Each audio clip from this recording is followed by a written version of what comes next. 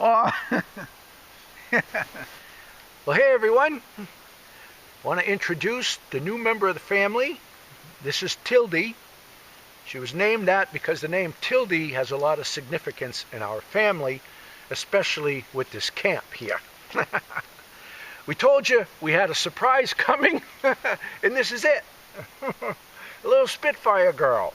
Now, we've been wanting to get a companion for Frankie for quite some time. Oh, but trying to get the house sold and move and all of that stuff, we decided to wait until we were settled in. So now that we're settled, we've been doing some shopping, and we're pretty picky about the look that we wanted. Come over here, you. We wanted to get one very similar markings as Frankie, with the nice white cape and everything. And she's pretty close to being a spitting image, except her face is a little bit different because she has the patch on both sides. But she is a cutie, isn't she? Yeah, so Tildy's 9 weeks old, settling in really good. And we've already started her lessons and she's doing really well. She's wound up like a 10-day clock all the time, but surprisingly, she sleeps through the night. She gets told to kennel up and she goes in with very little fuss, calms right down, and sleeps through the night. Sometimes she wakes up around 5:30, 6 o'clock. So you can't argue with that, huh? Yeah. So there's very few accidents in the house. She's doing really well. And Frankie's warming up to her, and it looks like it's going to be a good experience for everyone, especially when she gets a little older. Right now, Frankie gets a little tired of the craziness, you know, but I can't blame him. You know, we get old and crotchety, and then you have a youngster jumping in your face, and then your stuff, it gets kind of crazy. But he's doing pretty good, too. So anyway, you'll be seeing more of her in the videos. So that's it for now. Okay, bye. It's pretty bad when your Border Collie wants his own Border Collie.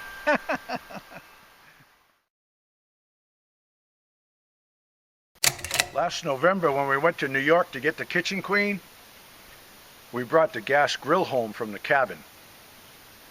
But I wish that we had one there, because we don't just use it for grilling. I use it to season cast iron pans and for the little Coleman oven and stuff like that. So I've been wanting to get a grill for the cabin, but I don't want to spend much money. And even in the stores, when you look at the cheaply made ones, they're pretty pricey. And some of these grills are crazy money. I don't want to spend that. I keep saying, oh, I wish a gas grill would show up at the dump, you know, because we're always getting good stuff at the dump mall. We go to the dump, I'll show you what I found. Yeah, this little Amana gas grill here. It looks like it's in wonderful shape. I cleaned it off a little bit on the outside, and I got to clean up the inside. But I'm going to do that, and I'm going to fire it up. See how it goes. Now, these things have a little bit of rust on them, but they're actually in better shape than the grill we use. Just wire brush that stuff right off. Same with the cast iron grates.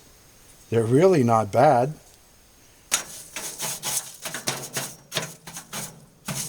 I bet you this thing's going to be in fine working order in no time. You know, it's in better shape than I thought. Get the gas on and see if it fires up. Put in a new battery here and see if the sparker works. Alrighty, let's see if it works. That one fired up. That one's fired up. We're on, man. Every one of them. This is fantastic. Look at that. Well, you can't argue with that, huh? The price is right. Well, now that everything's in working order, what I'm going to do next is I'm just going to take these, soak them in vinegar overnight. That little bit of rust on there will come right off. Then I'll coat it with oil, put it back in here, and season it like I do a cast iron pan. It'll be good as new.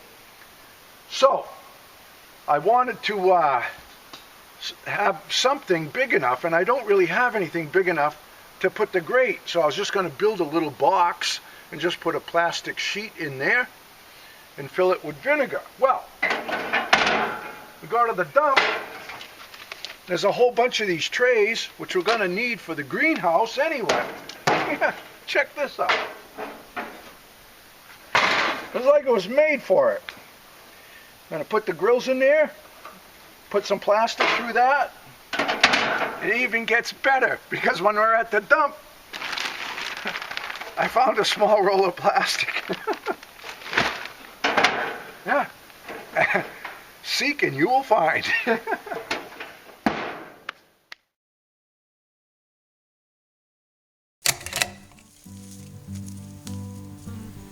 You see, from a distance, this looks a lot like the oyster mushroom growing in shelves like that. But that's the northern tooth mushroom, and I'll show you the difference.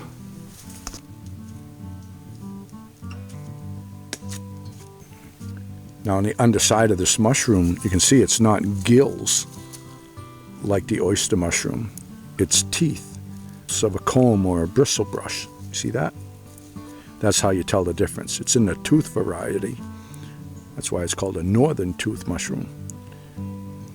When I discovered this variety, I did some research on it, and all the research that I have found, there's been no incidences where anyone has been labeling this as poisonous.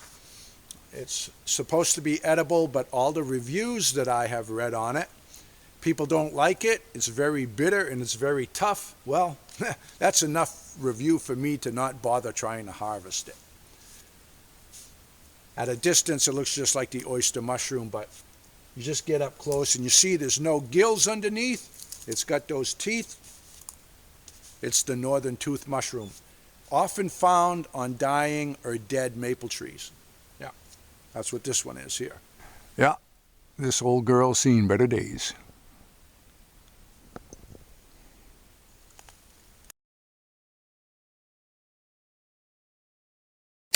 Okay, everyone, I'm going to take a moment here to give you a little update on Daddy-O's knife and answer a few questions.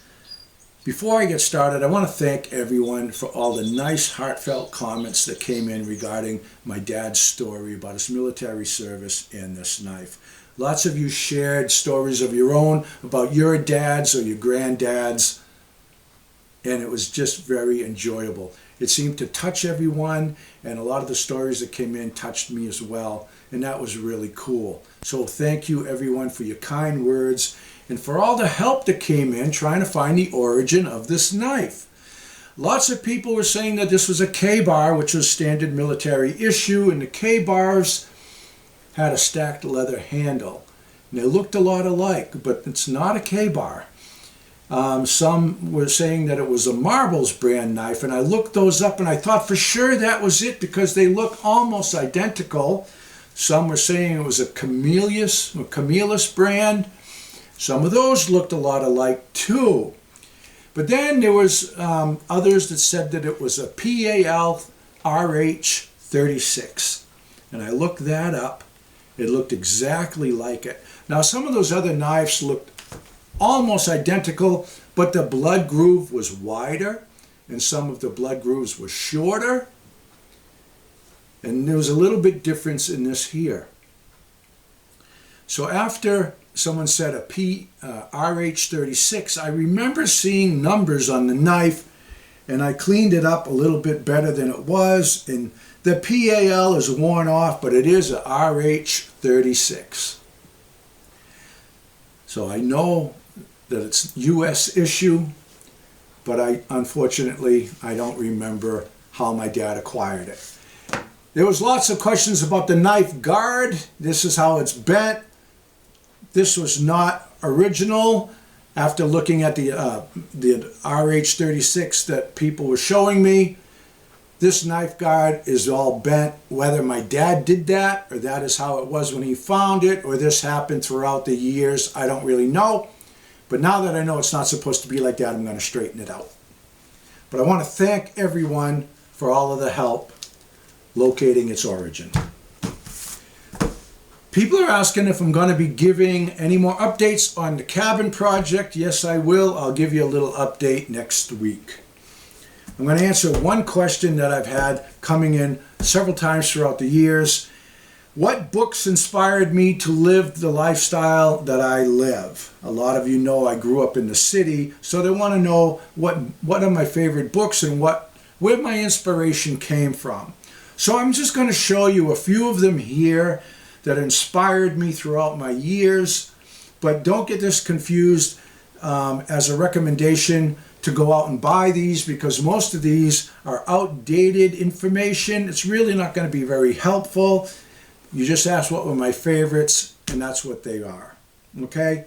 This book, however, is a recommendation. This book was from the 70s, I believe, but the information is still spot on. Very, very helpful, and I still use it as a reference today. This is the Reader's Digest Back to Basics. And it says right here, how to learn and enjoy traditional American skills. It tells you all kinds of stuff about homesteading, about canning, gardening, fruit trees, butchering animals, cabin building, on and on, about wood stoves. All kinds of good information in this book. I'm going to put links to all of these books in the description below. That way you don't have to go searching for them. This book here, Deep River Jim's Wilderness Trail Book. You've seen this in some of my older videos. This is not a recommendation, okay? This book, it's really not even a good read. It's a favorite of mine because, like some of these other books, they were on Dad's bookshelf when I was a kid, and I read them from cover to cover numerous times. So they're old favorites. Deep River Jim's Wilderness Trail Book. It's written in backwoods slang kind of thing. It's just little this and that's about this guy who lived the outdoorsman's lifestyle. Yeah. And his name is Jim, so how bad can it be?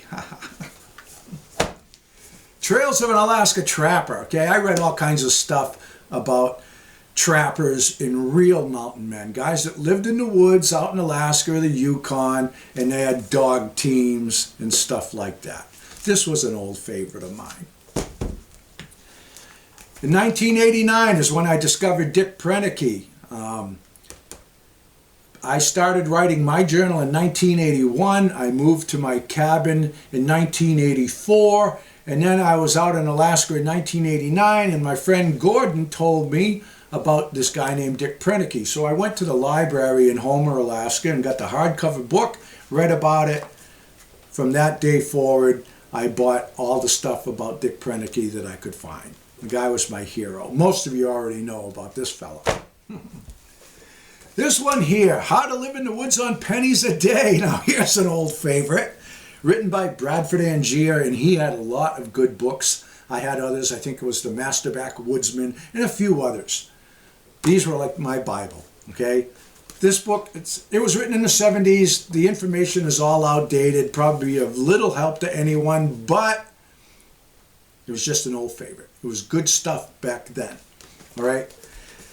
This kind of cracks me up, too, because when I was a kid, I was already going against the grain of society. I already had my mind made up. I was going to go live in the woods when I grew up. I was going to build a cabin and stuff like that. So after 5th grade, I had very little interest in school. I was out working, okay? By 5th, 6th, and 7th grade, I had a little enterprise going on. I didn't want to grow up and live parallel lives like all of the adults that I knew. They lived parallel lives. They all did the same thing. And a lot of them dreamed about living in a cabin in the woods, but they still just went to work every day to a job they hated and did the same thing day after day. I didn't want to do that.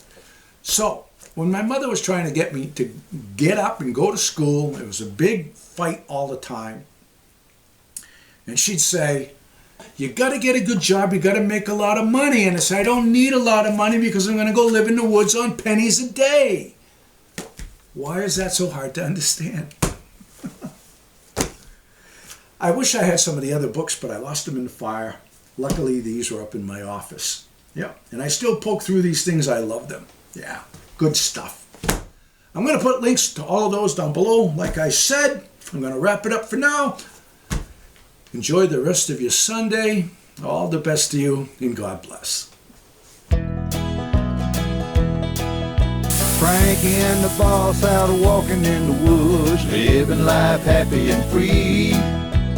Tracks in the snow everywhere they go. There's a pokey way up in that tree. A beaver built a pond where they have some fun, taking life a day at a time.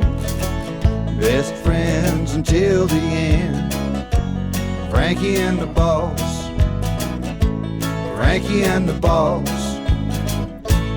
Frankie and the boss.